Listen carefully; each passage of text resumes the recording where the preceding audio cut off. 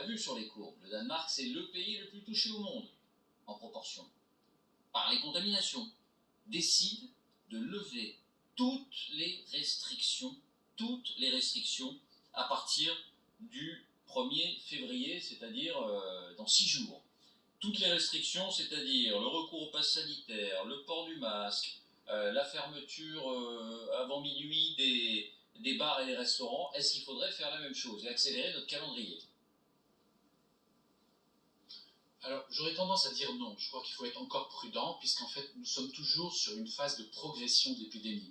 Malgré tout, il est très probable que début février, nous puissions rentrer dans la décélération de l'épidémie. Et au vu du nombre de personnes qui ont déjà été contaminées, on estime à peu près à 13 à 15 millions de Français qui ont été contaminés par Omicron, il est attendu que l'épidémie régresse rapidement. Malgré tout, même si la vitesse de régression serait d'une division par 2 des cas de contamination chaque semaine, eh bien, fin février ou début mars, on aurait encore des chiffres très impressionnants de personnes contaminées.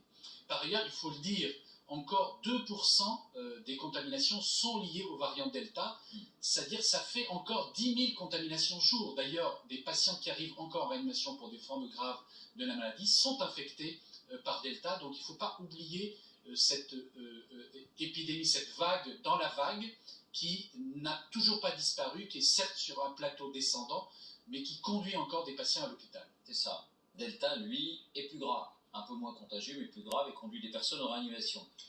Vos questions, vos réflexions, Dominique.